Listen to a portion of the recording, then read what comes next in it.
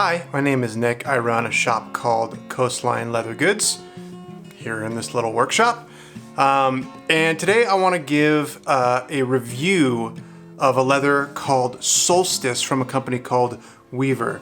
I have no affiliation with Weaver. This is not a sponsored video. I just wanted to give you an honest review and tell you some of the pros and cons of this particular leather. So just to tell you a little bit about this leather, this is an American-made vegetable tanned leather. They sell it as a double shoulder at 3 to 4 ounces. And a double shoulder is going to run you about $93. And it comes in a bunch of different colors. And I've worked with a few of the different colors in the past. I think I've worked with the green one, which I believe is called olive. I've worked with the kind of brownish red one, which is called wine. And I've worked with sort of a lighter brown one called cognac. But today we're going to be looking at one that is just called brown. So here's a look at it. I'm sure I'm probably in the editing room cutting into some close-up shots of it, but it's a really nice leather. So first I want to talk about what I really like about it. Obviously, right off the bat, it's a visually stunning leather. It's a pull-up leather, which means that it kind of distresses, and when it does distress, you get these kind of cool looking little lines, and you can even kind of make some here on the fly. See that? So that's what pull-up leather means.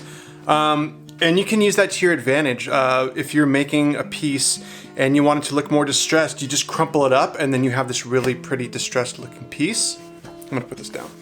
So the finished side really has this incredibly smooth and waxy, very luxurious feel to it. It kind of gives the things that you make sort of a high-end polish. It's not like a rugged chrome tan leather. It's very much more of like a polished high-end type of leather. With this leather being a little bit firmer, I find it perfect for things like card holders. It's great for card holders. It's nice and firm, and the flesh side is just rough enough to really hold those cards in place. I also really like it for notebook holders and passport holders. It's perfect for this kind of thing. It probably would also work well for smaller bags, smaller tote bags. Probably make for a great guitar strap. If you're going to be using it for something like a belt, you're probably going to want to double up the thickness and put the flesh to flesh side so it's a little bit thicker on its own. I don't think it's quite thick enough for a belt. And I've even used it for little bracelets. Yeah, it's very versatile leather. It's really good for a lot of different things. Another thing that I really like about this leather is that the edges burnish really well. If you sand these down and get a little toconol on them, they really do get a nice high quality shine, and it kind of makes your projects look that much more elevated when you have a nice burnished edge like that. And the last thing that I really like about this leather is it smells incredible. I know that anybody who's involved with leathercraft knows that smell is a big part of the process, and certain leathers, when you first take them out of the box, just hit you with this incredible wave. And this is no different. This one, I swear, it has almost like a chocolatey smell to it. As much as I love this leather, there are a couple things that I think could be improved upon. On Weaver's side, it is a little tricky that they only offer this in a 3 to 4 ounce leather. 3 to 4 ounces is great for most applications, but if you want to make something like a bifold wallet that might have 6 layers of leather to it, it can get pretty thick pretty fast.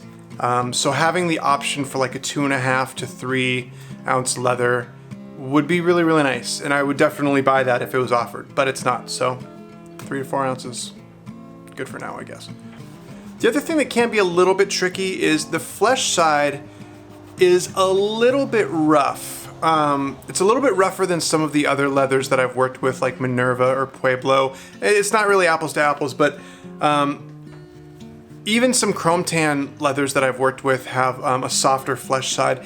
It's almost a little bit cardboardy. Again, for something like a card holder, a notebook cover, or a passport holder, not going to be a big deal. But if you're making something like a sunglass case where the flesh is actually going to be touching a pair of glasses, probably wouldn't be great for that. It might just be like a little bit risky.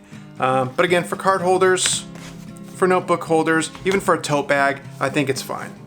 Overall, when it comes to Weaver's Solstice leather, since I started leatherworking until now, it has been one of my absolute favorite leathers, and it still is.